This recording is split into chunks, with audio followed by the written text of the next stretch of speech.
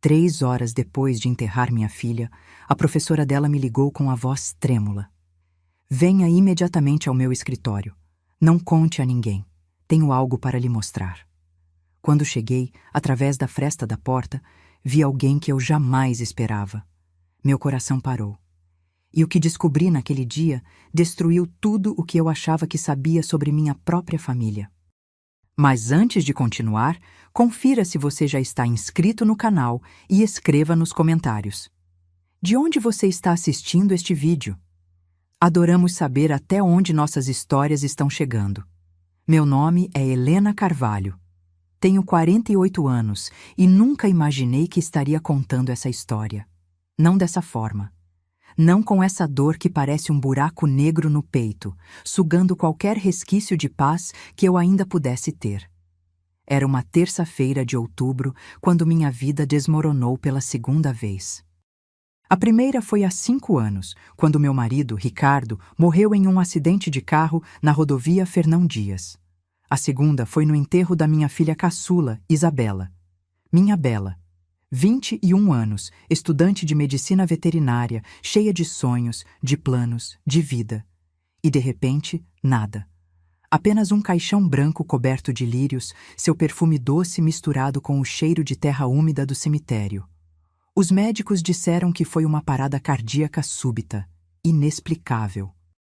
Uma menina saudável, atlética, que corria todas as manhãs no parque perto de casa, não fazia sentido. Mas eu estava tão mergulhada na dor, tão anestesiada pelo choque, que não questionei. Apenas aceitei. Como se aceitar tornasse aquilo menos real, menos impossível. O velório foi no sábado, a missa de corpo presente na manhã de segunda-feira, e o enterro logo depois, ao meio-dia. Lembro-me do sol escaldante batendo nas minhas costas enquanto o padre rezava palavras que eu não conseguia processar. Minha filha mais velha, Camila, estava ao meu lado, segurando minha mão com tanta força que meus dedos ficaram dormentes. Ela chorava em silêncio, o rosto escondido atrás de óculos escuros grandes demais. Camila tinha 26 anos. Trabalhava como gerente de marketing em uma empresa multinacional em São Paulo. Sempre foi a filha responsável, a certinha, a que nunca me deu trabalho. Isabela era o oposto. Espontânea, aventureira, teimosa. Elas eram diferentes, mas se amavam. Pelo menos era o que eu sempre acreditei. Depois do enterro, voltei para casa em Perdizes, um bairro tranquilo de São Paulo, onde morávamos há 15 anos. A casa estava silenciosa demais. Camila tinha ido embora logo após o cemitério, dizendo que precisava resolver algumas coisas no trabalho. Eu não insisti. Cada um lida com o luto do seu jeito. Sentei-me na poltrona da sala, ainda vestindo o vestido preto do funeral. Não tinha forças para trocar de roupa, não tinha forças para nada. Olhei ao redor. Fotos de Isabela espalhadas pelas prateleiras. Seu sorriso largo, seus olhos castanhos brilhantes. Uma foto dela com o Tobias, nosso Golden Retriever, que tinha morrido 2 anos atrás. Outra dela formando no ensino médio. E uma das minhas favoritas, Isabela aos 5 anos, com as mãos sujas de tinta, sorrindo orgulhosa ao lado de uma pintura abstrata que tinha feito na escola. Eu estava perdida nessas lembranças quando meu celular tocou. Peguei-o sem olhar, esperando mais uma mensagem de condolências de algum parente distante ou amigo da família. Mas o nome na tela me fez franzir a testa. Professora Mariana Souto. Mariana era a orientadora de Isabela na faculdade. Ela tinha estado no velório, mas não conseguiu ir ao enterro. Lembro-me dela colocando uma mão no meu ombro, os olhos vermelhos, dizendo que sentia muito. Ela parecia genuinamente abalada. Atendi com a voz cansada. Alô? Helena? A voz dela estava trêmula, quase um sussurro. Helena, eu preciso falar com você. Algo no tom dela me fez sentar mais ereta. Professora Mariana, está tudo bem? Não. A resposta foi direta, assustadora. Não está tudo bem. Eu encontrei algo entre os pertences de Isabela. Algo que você precisa ver. Meu coração começou a bater mais rápido. Que tipo de coisa? Ela hesitou. Ouvi uma respiração profunda do outro lado da linha. Não posso explicar por telefone. É delicado demais. Por favor, você pode vir até a universidade? Agora? Olhei para o relógio. Eram 3:30 da tarde. Agora? Professora, eu acabei de voltar do cemitério. Eu não sei se consigo... Helena! A voz dela ficou mais urgente, quase desesperada.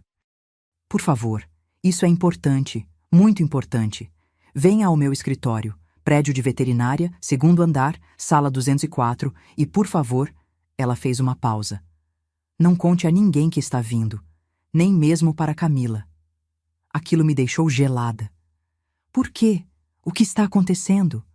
Não posso falar por telefone, apenas venha, por favor. E ela desligou.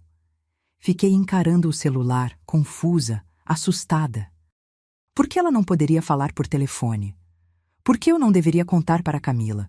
O que ela tinha encontrado que era tão urgente assim? Parte de mim queria ignorar. Queria ficar ali, afundada na poltrona, deixando o mundo girar sem mim. Mas outra parte, uma parte mais forte, sabia que eu precisava ir. Algo na voz da professora Mariana me dizia que aquilo não era uma simples formalidade. Era algo sério. Algo que mudaria tudo. Levantei-me, peguei a bolsa e as chaves do carro. Não troquei de roupa, não avisei ninguém, apenas saí. O trânsito estava pesado, como sempre em São Paulo. Levei quase 1 hora para chegar à Universidade Paulista, onde Isabela estudava. O campus ficava na Zona Oeste, um complexo moderno com prédios de vidro e jardins bem cuidados. Estacionei no estacionamento de visitantes e caminhei até o prédio de veterinária. Meus passos ecoavam no corredor vazio. A maioria dos alunos já tinha ido embora. Algumas salas ainda tinham luzes acesas, mas o segundo andar estava deserto. Encontrei a sala 204 no final do corredor. A porta estava entreaberta e uma luz amarelada vazava pela fresta. Aproximei-me devagar. E então ouvi vozes. Eu te disse para ficar fora disso. Era uma voz masculina, baixa, ameaçadora. Me dê isso agora. Por favor. A voz da professora Mariana estava trêmula, assustada. Você não entende. Isso precisa vir à tona. A família dela tem o direito de saber. Não me importa o que a família tem direito de saber. Me dê o caderno. Meu coração disparou. Aproximei-me ainda mais, tentando enxergar pela fresta da porta. E o que vi me deixou sem ar. A professora Mariana estava encostada na parede, as mãos erguidas em rendição. Seu rosto estava pálido, os olhos arregalados de medo.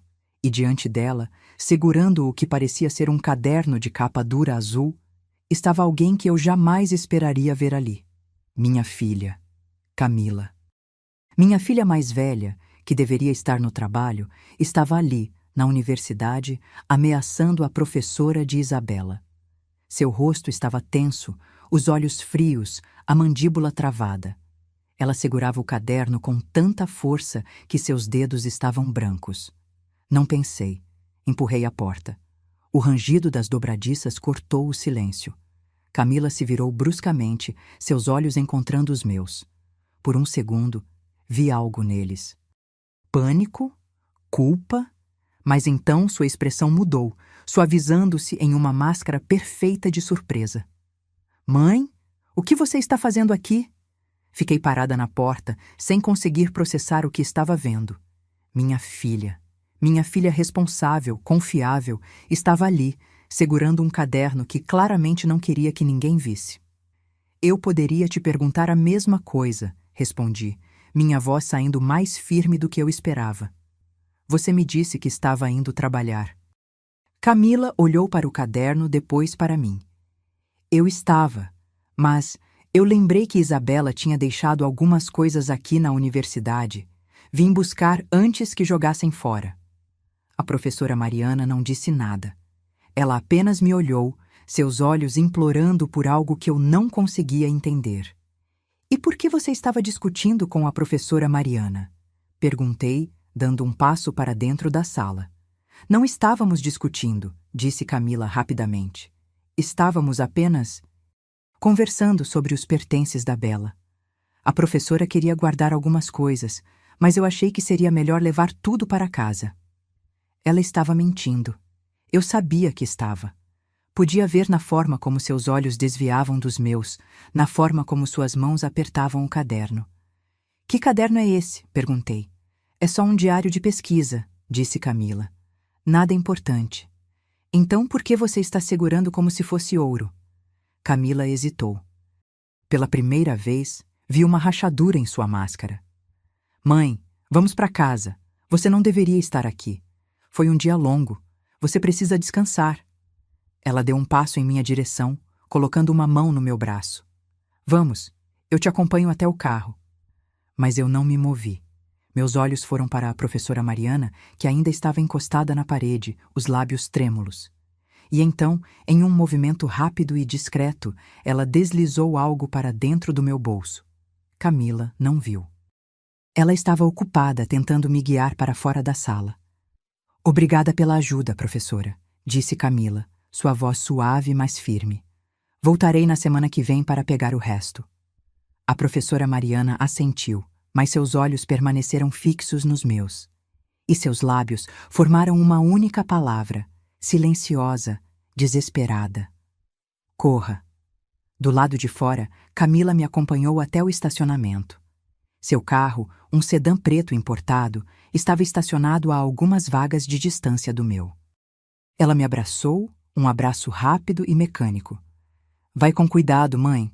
Nos vemos em casa. Ela entrou no carro e saiu rapidamente do estacionamento, as luzes traseiras desaparecendo na curva. Só então enfiei a mão no bolso. Era um pedaço de papel dobrado. Abri-o com os dedos trêmulos. A caligrafia era apressada, quase ilegível. Caderno vermelho, debaixo do colchão dela, quarto da Isabela. Corra. Não confie em Camila. Meu sangue gelou. Não confie em Camila? Minha própria filha? Olhei ao redor. O estacionamento estava vazio. O sol já estava se pondo, projetando sombras longas sobre o asfalto. Entrei no carro e liguei o motor, mas não saí imediatamente. Fiquei ali sentada, tentando processar tudo. Por que a professora Mariana tinha medo de Camila? O que havia naquele caderno que ela segurava? E o que estava escrito no caderno vermelho que Isabela supostamente tinha escondido debaixo do colchão? Pensei em ligar para Camila, confrontá-la, mas algo me impediu. A voz da professora ecoava na minha cabeça. Não confie em Camila. Respirei fundo e dirigi de volta para casa. A viagem foi um borrão. Minha mente estava girando, tentando conectar os pontos, mas nada fazia sentido. Quando cheguei em casa, o carro de Camila já estava estacionado na frente. Ela havia chegado antes de mim. Entrei pela porta da frente, tentando parecer calma, normal. Camila estava na cozinha, preparando café. Ela se virou quando me ouviu entrar e sorriu. Um sorriso gentil, caloroso. O sorriso da minha filha. Mãe, fiz café. Quer uma xícara? Sim, obrigada. Sentei-me à mesa, observando-a. Ela parecia relaxada, tranquila. Nada na sua postura sugeria que ela tinha acabado de ameaçar uma professora universitária. Você está bem, mãe? Ela perguntou, colocando uma xícara fumegante na minha frente. Estou cansada, respondi. Foi um dia difícil. Eu sei. Ela se sentou ao meu lado, colocando uma mão sobre a minha. Mas vamos superar isso. Juntas. Forcei um sorriso. Sim, juntas. Ficamos em silêncio por alguns minutos tomando café. Então, Camila olhou para o relógio. Preciso ir. Tenho uma reunião cedo amanhã. Você vai ficar bem sozinha? Vou sim. Ela me beijou na testa e saiu. Ouvi o barulho do carro dela partindo. Esperei 5 minutos. 10, 15. Então levantei-me e fui até o quarto de Isabela. A porta estava fechada. Não entrava ali desde o dia em que ela morreu. Não tinha coragem. Mas agora, com o bilhete da professora Mariana queimando no meu bolso, não tive escolha. Abri a porta devagar. O quarto ainda cheirava a ela. Perfume de lavanda misturado com o cheiro de livros. Suas roupas ainda estavam penduradas no armário. Sua cama ainda estava desarrumada, do jeito que ela sempre deixava. Caminhei até a cama e levantei o colchão. Ali, pressionado contra a base, estava um caderno de capa vermelha, gastado, com as bordas amassadas. Peguei-o com mãos trêmulas e me sentei na cama. Abri na primeira página. Se alguém está lendo isso, é porque algo aconteceu comigo, e eu preciso que saibam a verdade. Meu coração parou. Virei a página. Primeira semana de agosto. Camila começou a me trazer vitaminas. Disse que eram suplementos importados, que ajudariam com o cansaço da faculdade. Achei estranho, mas ela é minha irmã. Confiei nela. Virei outra página, meus dedos tremendo. Segunda semana. Comecei a sentir náuseas. Dor de cabeça constante. Tontura. Camila disse que era normal, que meu corpo estava se adaptando aos suplementos. Continuei tomando. Minha visão começou a ficar embaçada. Lágrimas caíam sobre as páginas do caderno. Terceira semana. Tem algo errado. Muito errado. Sinto como se meu corpo estivesse se desligando. Fui ao médico, mas ele não encontrou nada. Disse que era estresse, mas eu sei que não é. Toda vez que tomo essas vitaminas, me sinto pior. Quarta semana. Procurei nas coisas da Camila quando ela não estava em casa. Encontrei a embalagem das vitaminas. Não tinha marca. Apenas códigos químicos. Tirei uma foto. Uma foto estava colada na página. Uma pequena cápsula branca ao lado de uma embalagem sem rótulo. Apenas números e letras estampados no plástico. Pesquisei os códigos na internet. São compostos tóxicos. Arsênico em doses pequenas. Suficiente para causar falência de órgãos ao longo do tempo. Minha irmã está me envenenando. Deixei o caderno cair no chão. Minha respiração estava curta, irregular. Não. Isso não podia estar acontecendo. Peguei o caderno novamente, forçando-me a ler mais. Quinta semana. Confrontei Camila. Mostrei a foto. Ela ficou pálida, mas então começou a chorar. Disse que eram apenas vitaminas, que comprou de uma amiga que trabalha com suplementos naturais. Disse que não sabia que tinham ingredientes perigosos. Pediu desculpas, jogou a embalagem fora na minha frente. Prometeu nunca mais me dar nada sem consultar um médico antes. Eu acreditei nela, porque ela é minha irmã, porque eu a amo, porque eu queria acreditar. Mas 2 dias depois, ela me trouxe um suco. Disse que era para me ajudar a me recuperar. Bebi. E agora estou aqui, escrevendo isso porque meu corpo está desistindo. Sinto que não tenho muito tempo. A última entrada era datada de 3 dias antes da morte de Isabela. Estou com medo, muito medo, não sei o que fazer. Se eu contar para a mãe, vai destruir nossa família. Mas se eu não contar, vou morrer. Camila é minha irmã. Ela não faria isso. Ela não poderia. Ou poderia. Por que ela faria isso? Por causa da herança do pai? Por causa da empresa que ele deixou? Sempre soube que ela era ambiciosa, mas nunca pensei que fosse capaz de... Isso. Se algo acontecer comigo, por favor, investiguem. Não deixem que ela saia impune. Não deixem que ela faça isso com mais ninguém. A entrada terminava abruptamente. Como se Isabela não tivesse tido tempo de terminar. Sentei-me na cama dela, o caderno pesado em minhas mãos, e a verdade me atingiu com uma clareza devastadora. Camila havia assassinado sua própria irmã. Lentamente, metodicamente, enquanto eu elogiava o quanto elas eram próximas. Enquanto eu agradecia a Camila por cuidar de Isabela durante a faculdade. Minha filha mais velha era uma assassina, e eu não tinha feito nada para impedir. Não sei quanto tempo fiquei ali sentada, segurando o caderno. Poderiam ter sido minutos ou horas. O tempo havia perdido o sentido. Finalmente, forcei-me a me levantar. Precisava pensar. Precisava agir. Mas o quê? Ir à polícia? Com o quê? Um caderno escrito por uma jovem que os médicos disseram ter morrido de causas naturais?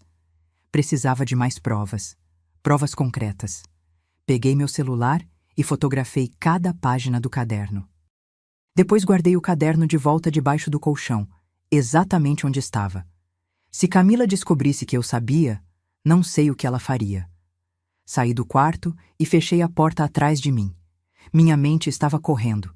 Precisava de ajuda. Mas de quem? Pensei em Júlio Andrade, meu advogado e amigo de longa data. Ele tinha me ajudado a cuidar dos assuntos do Ricardo após a morte dele. Era confiável, discreto. Peguei o telefone e disquei o número dele. Ele atendeu no terceiro toque. Helena, é tudo bem? São quase 9 da noite. Júlio, preciso falar com você. Pessoalmente, é urgente. Ele hesitou. Você está bem? Tem a ver com Isabela? Tem, mas não posso falar por telefone. Entendo. Sua voz ficou séria. Pode vir ao meu escritório amanhã de manhã? 8 horas? Não, precisa ser agora. Outro silêncio. Então ele suspirou. Tudo bem. Vou te encontrar no café da Rua Augusta em meia hora. Aquele que você e Ricardo costumavam ir. Obrigada. Vesti um casaco, peguei a bolsa e saí. O café ficava a 15 minutos de carro. Cheguei primeiro e escolhi uma mesa nos fundos, longe das janelas. Júlio chegou 10 minutos depois. Ele tinha 50 e poucos anos, cabelos grisalhos, olhos gentis. Sentou-se na minha frente, o rosto cheio de preocupação. O que aconteceu, Helena? Respirei fundo. Júlio, vou te contar algo que vai parecer uma loucura, mas preciso que você me escute até o fim. Estou ouvindo. Contei-lhe tudo. A ligação da professora Mariana, encontrar Camila no escritório dela, o bilhete, o caderno vermelho, as entradas de Isabela, tudo. Quando terminei, Júlio estava pálido. Ele passou a mão pelo rosto, processando. Meu Deus, Helena, isso é muito sério. Eu sei. Mas o que eu faço? Como provo que ela fez isso? Júlio pensou por um momento. O caderno sozinho não é suficiente. A defesa poderia argumentar que Isabela estava paranoica, que imaginava coisas. Precisamos de provas físicas. A embalagem das vitaminas, por exemplo, ou registros médicos mostrando os níveis de toxinas no corpo dela. O relatório da autópsia não mencionou nada sobre envenenamento, eu disse, porque eles não estavam procurando por isso. Mas podemos solicitar uma exumação, fazer novos testes. A ideia de exumar o corpo de Isabela me deixou enjoada, mas era necessário. E Camila? Perguntei. O que faço em relação a ela? Finjo que não sei de nada? Por enquanto sim, disse Júlio. Se ela perceber que você sabe, pode destruir qualquer evidência que ainda exista. Ou pior. Ele não precisou terminar a frase. Eu sabia o que ele estava querendo dizer. Se Camila foi capaz de matar Isabela, o que a impediria de fazer o mesmo comigo? Vou começar a trabalhar nisso amanhã de manhã, disse Júlio. Vou entrar em contato com um investigador particular que conheço. Precisamos construir um caso sólido antes de ir à polícia. Assente, sentindo um pouco do peso sendo tirado dos meus ombros. Pelo menos agora eu não estava sozinha nisso. Uma coisa, Helena, disse Júlio, inclinando-se para a frente. Você precisa ter muito cuidado. Se Camila fez o que você acha que fez, ela é perigosa. Não aceite nada que ela te ofereça. Nem comida, nem bebida. E tente não ficar sozinha com ela. Um arrepio percorreu minha espinha. Minha própria filha. Eu tinha medo da minha própria filha. Voltei para casa 1 hora depois. As luzes estavam apagadas. Camila não tinha voltado. Tranquei todas as portas e janelas e fui para o meu quarto. Não consegui dormir. Cada rangido da casa me fazia pular. Cada sombra parecia uma ameaça. Quando o sol finalmente nasceu, eu estava exausta, mas alerta. Tomei banho, vesti-me e desci para a cozinha. Camila ainda não tinha aparecido. Meu celular tocou. Era Júlio. Consegui um contato. Investigador particular, ex-policial. Ele vai começar hoje. Também falei com um patologista que pode nos ajudar com a exumação. Quanto tempo vai levar? Algumas semanas, talvez um mês. Depende de quanto tempo leva para conseguir a ordem judicial. Semanas. 1 mês. Como eu ia aguentar tanto tempo fingindo normalidade? Tudo bem, eu disse. Faça o que for preciso. O dia passou em uma névoa. Tentei me manter ocupada, mas minha mente continuava voltando para Isabela, para o caderno, para Camila. À tarde recebi uma mensagem dela. Mãe, vou passar aí hoje à noite. Vamos jantar juntas. Não quero que você fique sozinha. Meu estômago se revirou, mas eu sabia que tinha que manter as aparências. Claro, filha. Te espero. Ela chegou às 7, trazendo comida chinesa. Meu prato favorito. Que consideração, pensei amargamente. Espero que goste, disse ela, abrindo as caixas sobre a mesa da cozinha. Pedi no restaurante que você adora. Sentamo-nos para comer. Observei-a cuidadosamente enquanto ela servia meu prato. Será que ela colocaria algo na comida? Ali, na minha frente? Você está bem, mãe? Ela perguntou, notando minha hesitação. Não está com fome? Só um pouco cansada, eu disse, pegando o garfo. Não tenho dormido bem. É compreensível, ela disse suavemente. Perder Isabela foi devastador. Eu também não tenho dormido. Ela parecia tão sincera, tão preocupada. Como alguém podia ser tão boa atriz? Comi devagar, cada garfada um esforço. Parte de mim queria jogar o prato no chão e gritar com ela, confrontá-la, perguntar por que ela tinha feito aquilo. Mas a voz de Júlio ecoava na minha cabeça. Não deixe que ela saiba que você sabe. Depois do jantar, Camila insistiu em lavar a louça. Observei-a pela porta da cozinha. Ela parecia tão normal, tão comum. Uma filha cuidando da mãe enlutada. Vou passar a noite aqui, ela disse, secando as mãos. Não quero que você fique sozinha. Meu coração disparou. Não precisa, Camila. Estou bem. Eu insisto. Seu tom era firme. Já arrumei o quarto de hóspedes.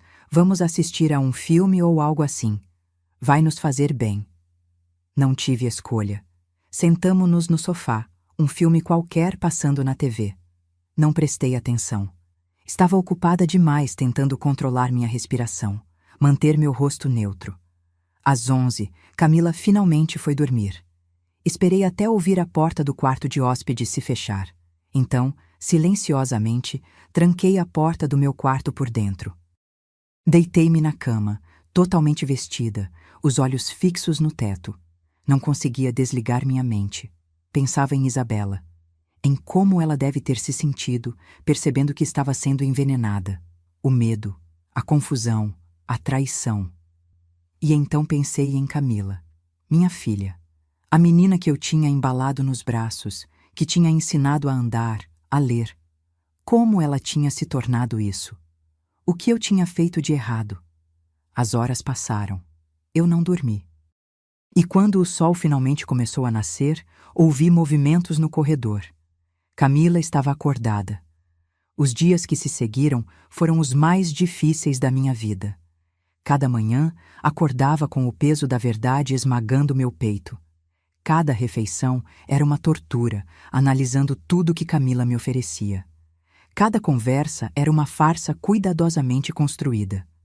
Júlio me ligava diariamente com atualizações. O investigador particular, um homem chamado Roberto Lemos, estava vasculhando a vida de Camila.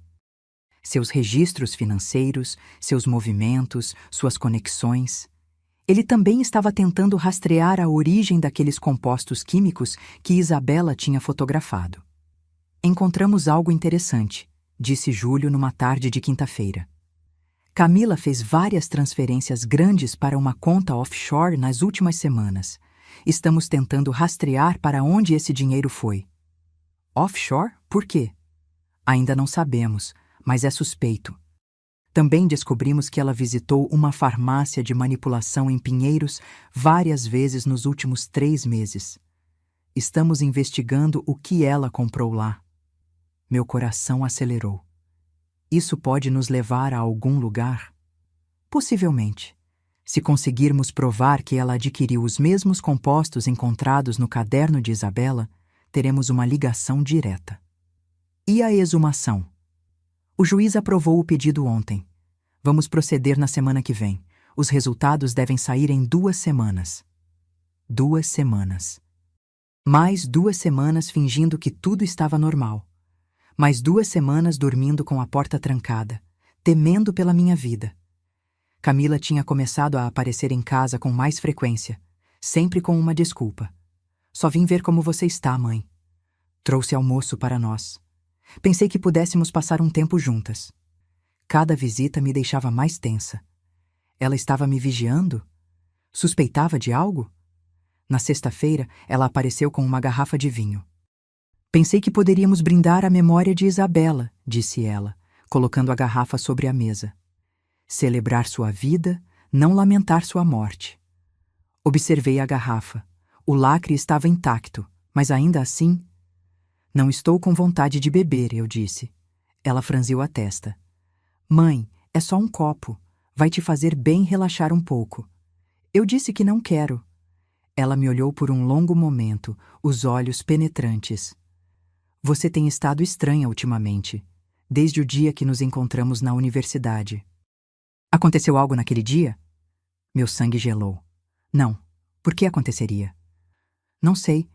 Você só tem estado distante, desconfiada. Perdi minha filha, Camila. É normal estar diferente. Ela assentiu lentamente. Sim, claro. Desculpe, estou sendo insensível. Mas eu vi algo em seus olhos. Uma sombra, uma dúvida. Ela sabia, ou pelo menos suspeitava. Naquela noite, liguei para Júlio em pânico. Ela sabe que eu sei, tenho certeza. Calma, Helena. O que ela disse exatamente? Repeti nossa conversa. Júlio ficou em silêncio por um momento. Pode ser apenas paranoia sua, mas para garantir, vou pedir para Roberto aumentar a vigilância.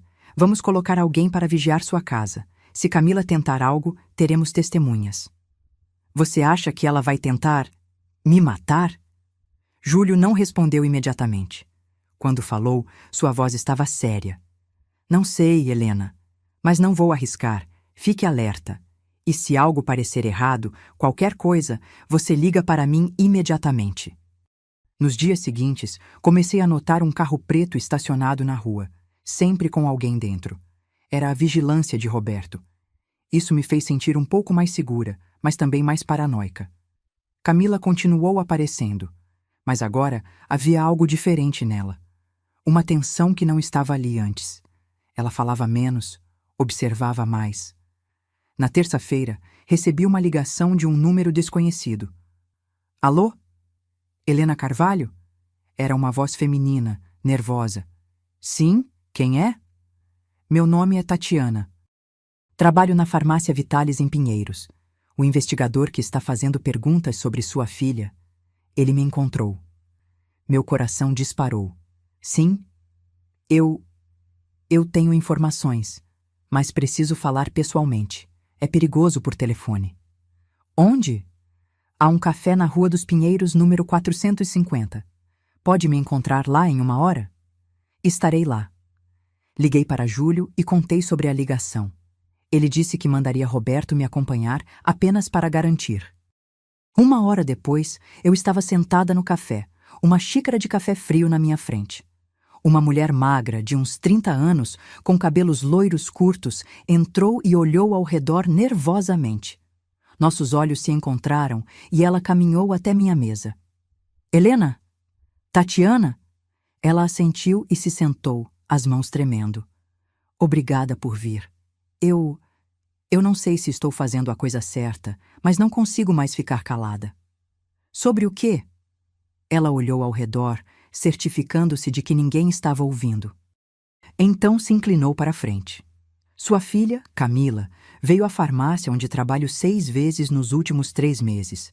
Sempre pedia manipulações especiais, compostos que, bem, não são exatamente legais. Que tipo de compostos? Arsênico em doses micro, disfarçado como suplementos vitamínicos. Ela disse que era para pesquisa, que tinha autorização da universidade. Mostrou documentos falsos. Eu não sabia na época, mas depois que o investigador veio fazer perguntas, percebi que algo estava errado. Meu estômago revirou. Você tem provas disso?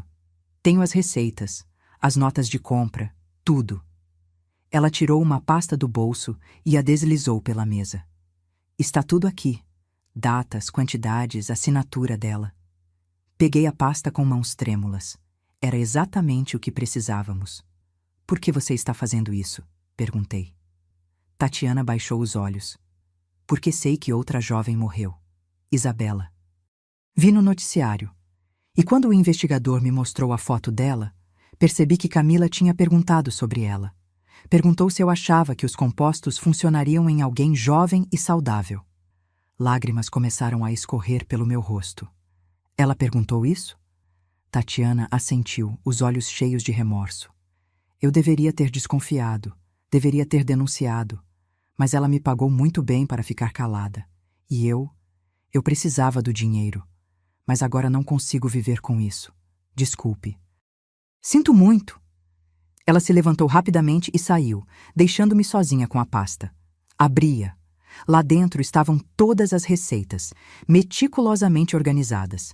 Datas, composições químicas, assinaturas. Prova concreta. Liguei para Júlio imediatamente. Conseguimos. Temos tudo. Com as provas em mãos, Júlio marcou uma reunião com o delegado responsável por investigações de homicídio. Era um homem de meia idade chamado Marcos Tavares, de olhos cansados, mas atentos. Apresentei tudo a ele.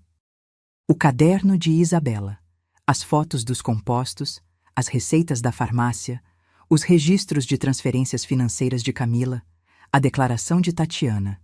Ele analisou cada documento com cuidado, seu rosto ficando mais sério a cada página virada. Isso é substancial, ele disse finalmente. Muito substancial. Mas preciso que entenda, Sra. Carvalho, que construir um caso de homicídio contra um membro da família, especialmente com base em evidências circunstanciais e testemunhos post-mortem, é complicado. Mas temos as receitas, eu disse. Temos prova de que ela comprou veneno. Sim, mas um advogado de defesa argumentaria que ela tinha direito de comprar essas substâncias para pesquisa. Precisamos provar que ela administrou essas substâncias a Isabela. E para isso, precisamos dos resultados da exumação. Quando vamos ter isso? Em uma semana, se tudo correr bem. Enquanto isso, vou começar a construir o caso. Vou precisar de sua total cooperação. E... ele hesitou. Preciso que continue agindo normalmente perto de sua filha. Não podemos alertá-la ainda. Eu sei. Ele me olhou com algo que parecia compaixão. Sei que não é fácil, mas é a única maneira de garantir que ela não fuja ou destrua mais evidências. Assenti. Mais uma semana. Uma semana vivendo na mesma cidade que a assassina da minha filha. Uma semana fingindo que tudo estava bem. Os dias que se seguiram foram surreais. Camila continuava aparecendo, mas agora com menos frequência. Ela parecia distraída, preocupada. Recebia muitas ligações que atendia em particular. Na quarta-feira, ela apareceu com uma mala. Vou viajar a trabalho, disse ela. São Paulo para o Rio, 3 dias. Você vai ficar bem sozinha? Vou sim, eu disse, tentando esconder meu alívio. Ela me olhou por um longo momento. Mãe, tem certeza de que está tudo bem? Você tem estado tão... estranha. Estou apenas lidando com o luto, Camila. Cada um lida de uma forma. Ela assentiu lentamente. Está bem. Vou ligar todos os dias. E qualquer coisa mesmo, você me liga, certo? Certo. Ela me abraçou. Um abraço longo, apertado. E por um segundo, apenas um segundo, eu quase esqueci o que ela tinha feito. Quase senti que ela era minha filha novamente. Mas então me lembrei do caderno de Isabela, das receitas, do veneno, e me afastei. Depois que ela saiu, finalmente pude respirar. 3 dias sem ela. 3 dias de paz relativa. Júlio ligou na quinta-feira de manhã. Os resultados da exumação chegaram. Helena, você precisa vir ao escritório, agora. Meia hora depois, eu estava sentada na sala dele, com o delegado Tavares ao meu lado. Os resultados são conclusivos, disse Júlio, entregando-me um relatório. Altos níveis de arsênico no tecido de Isabela, níveis consistentes com envenenamento prolongado. Minhas mãos tremiam enquanto eu lia. Ali estava. Prova irrefutável. Isso é suficiente? Perguntei. O delegado Tavares assentiu. Sim, combinado com as receitas, o caderno e os testemunhos, temos um caso sólido. Vou emitir um mandado de prisão para Camila Carvalho hoje. Ela está no Rio, correto? Sim, mas volta no sábado. Vamos pegá-la no aeroporto. Não queremos dar a ela a chance de fugir. No sábado de manhã, recebi uma mensagem de Camila. Chegando em 3 horas. Quer que eu passe aí quando chegar? Respondi com dedos trêmulos. Não precisa, descanse, te vejo segunda-feira. Mas eu não a veria na segunda-feira, porque quando seu voo pousou em Guarulhos às 2 da tarde, o delegado Tavares e 4 policiais estavam esperando. Assisti pela TV. As câmeras do aeroporto capturaram tudo. Camila saindo do terminal, puxando sua mala. Os policiais se aproximando. O choque em seu rosto quando mostraram o mandado. Camila Carvalho, você está presa pelo homicídio de Isabela Carvalho. Ela não resistiu.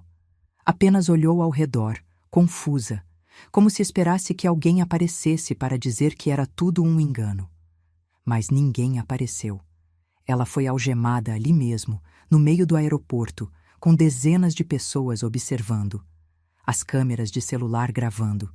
O momento viralizando em minutos. Filha de empresária presa por homicídio. O caso chocante de Isabela Carvalho. Irmã acusada de envenenar irmã. As manchetes explodiram. E eu estava em casa, sozinha, assistindo tudo se desenrolar na TV. Parte de mim sentia alívio. Justiça estava sendo feita.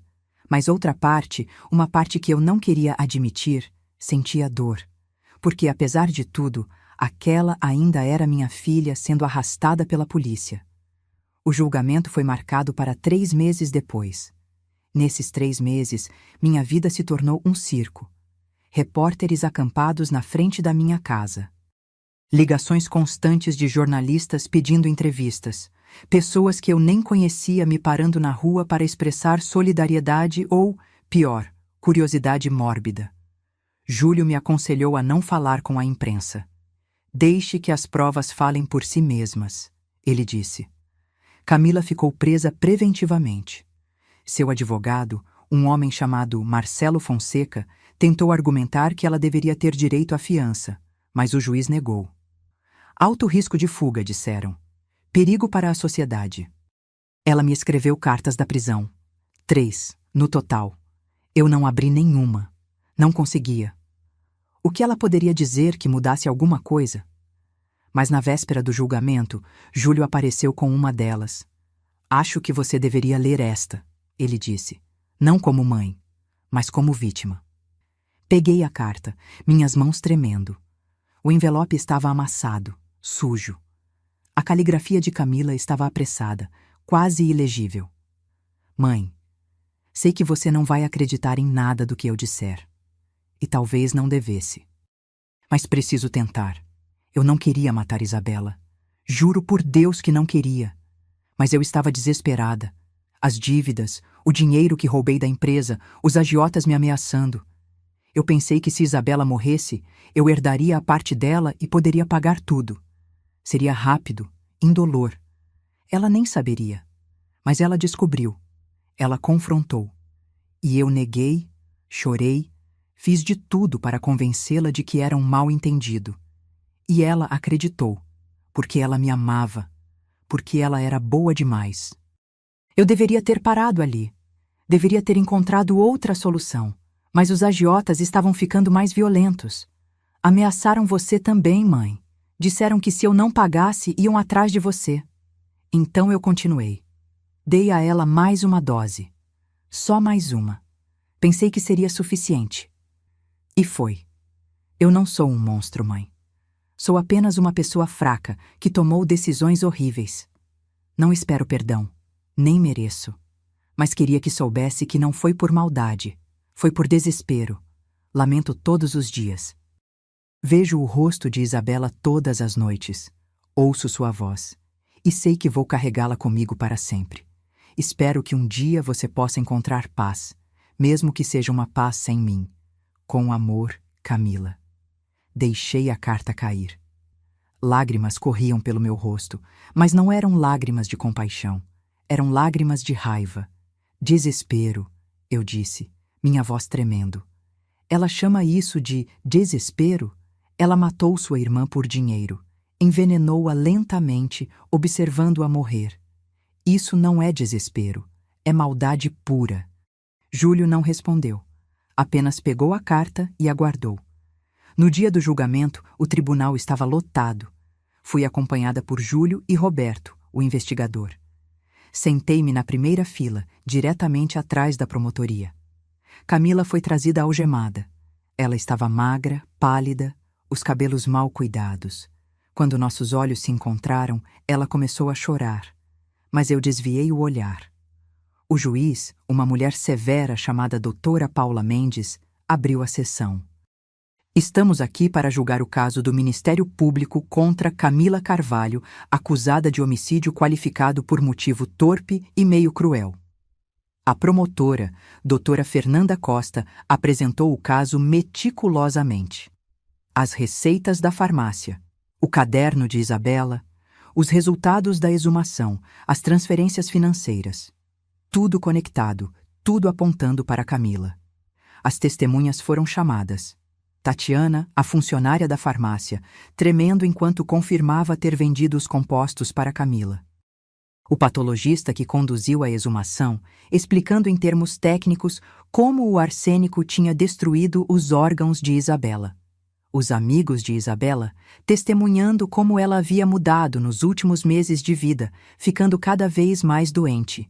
E então foi minha vez. Subi ao banco das testemunhas com as pernas trêmulas.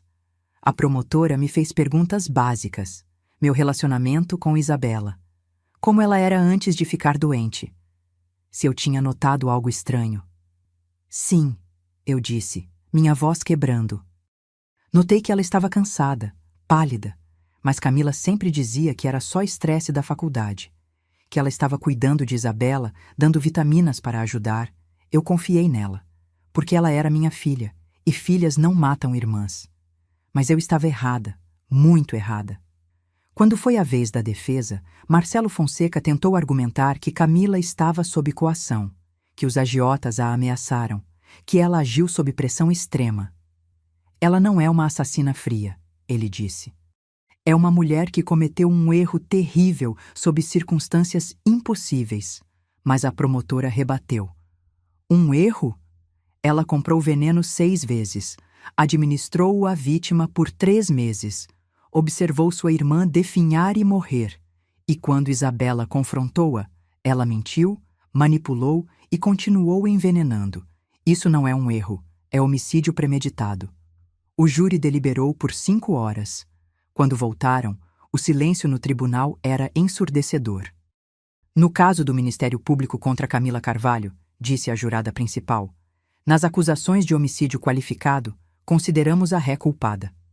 Camila desabou. Seus soluços ecoaram pelo tribunal. Seu advogado assegurou, tentando consolá-la. Mas não havia consolo. Não para ela. Não para mim. A juíza Mendes pronunciou a sentença 3 dias depois. Camila Carvalho, você foi considerada culpada de homicídio qualificado por motivo torpe e meio cruel. Você traiu a confiança de sua irmã, de sua família. Não apenas tirou uma vida, mas fez isso da forma mais covarde possível. Sentencio você a 30 anos de prisão, sem possibilidade de liberdade condicional nos primeiros 15 anos. 30 anos. Minha filha, de 26 anos, sairia da prisão aos 56, se saísse. Ela foi levada pelos policiais, se virando uma última vez para olhar para mim. Mãe, por favor, me perdoa, por favor. Mas eu não respondi. Apenas assisti enquanto ela era levada. Os meses após o julgamento foram os mais solitários da minha vida. Eu tinha perdido 2 filhas, uma para a morte, outra para a prisão. E o vazio que elas deixaram era impossível de preencher. Vendi a casa em Perdizes. Não conseguia mais morar lá. Cada cômodo tinha lembranças que me sufocavam. O quarto de Isabela. A cozinha onde Camila tinha preparado aquele jantar chinês. A sala onde costumávamos assistir filmes juntas. Comprei um apartamento menor na Vila Madalena. Um lugar sem história, sem fantasmas.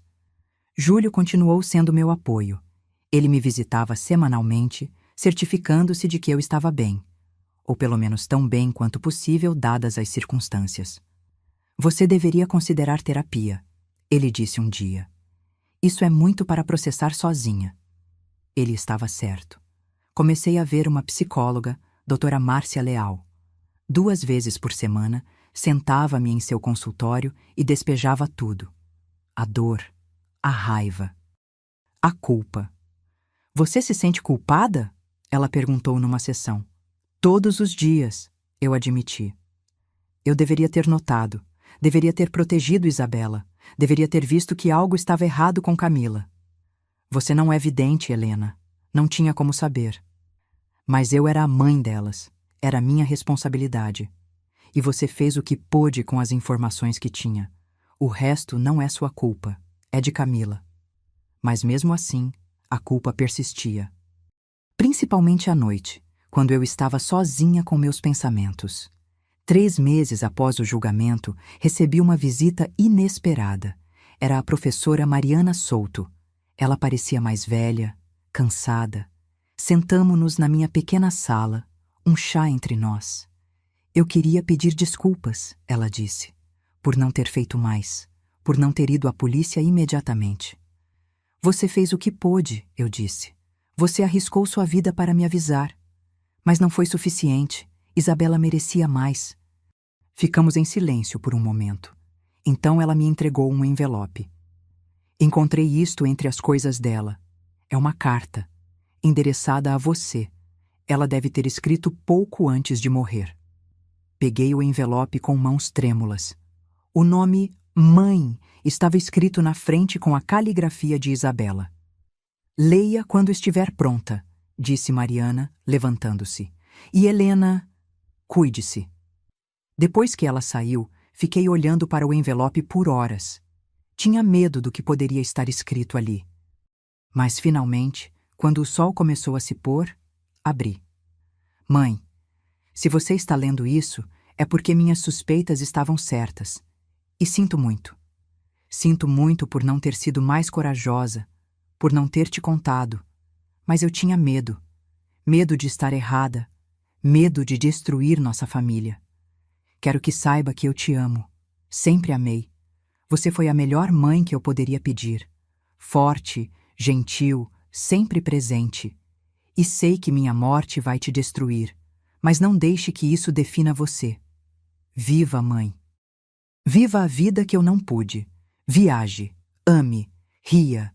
Faça todas as coisas que sempre quis fazer, mas adiou. Por mim. E quanto a Camila, não a odeie. Sei que é difícil, mas o ódio só vai te consumir.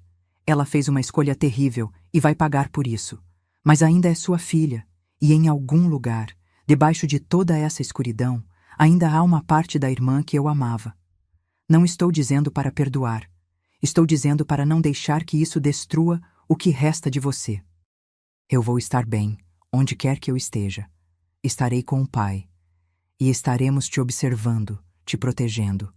Te amo mais do que as palavras podem expressar. Sua Bela. Chorei.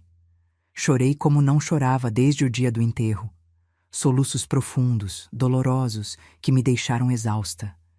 Mas quando as lágrimas finalmente secaram, senti algo que não sentia há meses. Uma pequena faísca. Não de felicidade, mas de propósito. Isabela queria que eu vivesse, e eu ia honrar esse desejo. Nos meses seguintes, comecei a reconstruir minha vida. Voltei a trabalhar. Eu tinha uma pequena empresa de consultoria que tinha negligenciado durante o luto. Comecei a viajar. Pequenas viagens a princípio. Um fim de semana no Rio, uma semana em Salvador. E depois mais longe. Buenos Aires, Lisboa. Também criei uma fundação em nome de Isabela. A Fundação Bela Carvalho para estudantes de veterinária. Bolsas de estudo para jovens que não tinham condições de pagar a faculdade. Era uma forma de manter seu sonho vivo. No primeiro ano, demos 5 bolsas. No segundo, 10. E continuou crescendo. Conheci os bolsistas, ouvi suas histórias, vi seus sonhos, e em cada um deles via um pouco de Isabela, Havia uma garota em particular, Amanda, que me lembrava tanto dela. Mesma paixão por animais, mesmo sorriso largo, mesma determinação. Obrigada, ela me disse num dos eventos da fundação. Você não sabe o quanto isso significa. Sem essa bolsa, eu nunca poderia estudar. Isabela ficaria orgulhosa, eu disse, e era verdade. Quanto a Camila, ela continuou me escrevendo, uma carta por mês, religiosamente. Mas eu nunca respondi. Não sabia o que dizer. Não sabia se algum dia saberia. A doutora Márcia me perguntou numa sessão: Você acha que um dia vai conseguir perdoá-la? Não sei, eu respondi honestamente. Parte de mim quer, porque ela é minha filha, e apesar de tudo, eu ainda a amo. Mas outra parte não consegue esquecer o que ela fez. Como ela tirou Isabela de mim. E tudo bem, disse a doutora Márcia. Perdão não é algo que você deve a alguém. É algo que você dá quando está pronto, se algum dia estiver. 5 anos se passaram desde a morte de Isabela. 5 anos desde o julgamento. 5 anos de reconstrução. Eu não vou dizer que estou feliz. Não sei se algum dia estarei completamente feliz novamente. Mas encontrei uma forma de paz. Uma forma de viver com a dor sem deixar que ela me consuma. A Fundação Bela Carvalho agora oferece 20 bolsas por ano. Temos eventos de arrecadação de fundos, parcerias com clínicas veterinárias, programas de mentoria. É meu legado para ela. Minha forma de garantir que sua morte não foi em vão. Continuo em terapia. Provavelmente vou continuar pelo resto da minha vida. E tudo bem. Algumas feridas nunca curam completamente. Apenas aprendemos a viver com elas. Quanto a Camila, no 5º aniversário da prisão dela, tomei uma decisão. Fui visitá-la. Não sei o que me levou a fazer isso. Talvez a carta de Isabela. Talvez o conselho da doutora Márcia. Talvez apenas cansaço. Cansaço de carregar tanto ódio. A prisão era um lugar frio, cinzento. Esperei na sala de visitas, meu coração batendo forte. E então ela entrou. Camila estava irreconhecível. Magra demais, cabelos curtos, olheiras profundas. Mas quando me viu, seus olhos se encheram de lágrimas. Mãe, ela sussurrou, sentando-se do outro lado do vidro. Você veio. Vim, eu disse, minha voz tremendo. Ficamos em silêncio por um momento. O que você diz à filha que matou sua outra filha? Obrigada por vir, ela disse finalmente. Não esperava, não depois de tudo. Eu também não esperava vir, admiti. Mas Isabela, ela me pediu para não te odiar. Não sei se consigo cumprir esse pedido completamente, mas estou tentando. Camila começou a chorar. Soluços profundos, desesperados. Sinto muito, meu Deus, sinto tanto. Todos os dias eu acordo e a primeira coisa que penso é nela, no que fiz. E não há nada que eu possa fazer para mudar isso. Não, não há, eu disse. E você vai ter que viver com isso, assim como eu. Eu sei, e mereço cada segundo aqui, cada pesadelo, cada momento de solidão. Olhei para ela, para a mulher que tinha sido minha filha, e pela primeira vez em 5 anos, vi além da raiva. Vi o arrependimento, a dor, a culpa. Não sei se algum dia vou conseguir te perdoar completamente, eu disse, mas vou tentar visitar, de vez em quando, porque apesar de tudo você ainda é minha filha. E Isabela não gostaria que eu te abandonasse completamente. Camila assentiu, as lágrimas escorrendo. Obrigada por isso. É mais do que eu mereço. Visitei-a 3 vezes mais naquele ano. Conversas curtas, superficiais, mas era um começo, um passo em direção a algo, não reconciliação, não perdão completo. Mas talvez aceitação. No 6º aniversário da morte de Isabela, fui ao cemitério. Coloquei girassóis, suas flores favoritas, sobre o túmulo e conversei com ela, como sempre fazia. Estou tentando, Bela. Tentando viver como você pediu. Tentando não deixar o ódio me consumir. Não é fácil, mas estou tentando.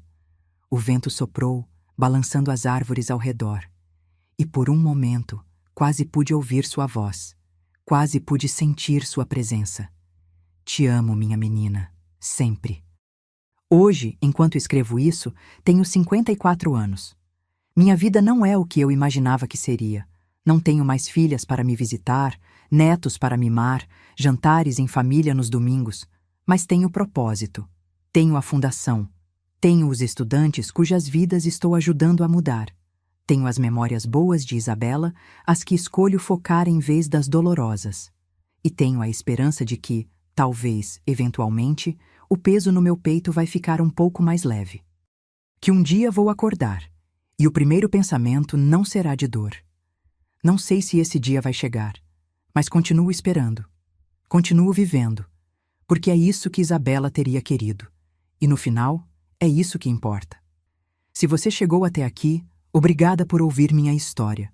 Sei que não é fácil. Não é uma história feliz com um final bonito e arrumado. É real. É dolorosa. É a verdade. E a verdade é que famílias podem esconder segredos terríveis. Que pessoas que amamos podem nos decepcionar das formas mais cruéis. Que a vida nem sempre tem sentido, nem sempre é justa. Mas também é verdade que podemos sobreviver. Que podemos encontrar propósito na dor. Que podemos honrar aqueles que perdemos, vivendo as vidas que eles não puderam. Essa é a lição que Isabela me ensinou, não através de suas palavras, mas através de seu legado, e é a lição que eu passo para você. Se você está passando por algo difícil, se está carregando uma dor que parece impossível de suportar, saiba que você não está sozinho, e que é possível sobreviver. Não apenas sobreviver, mas viver. Viver por aqueles que não podem mais, viver com propósito. Viver com significado. É isso que eu faço, todos os dias, por Isabela. Agora, se você gostou dessa história, clica em se inscrever e me diz nos comentários qual parte te deixou de queixo caído. Ah, e não esqueça de se tornar membro para ter acesso a vídeos exclusivos que não posto aqui.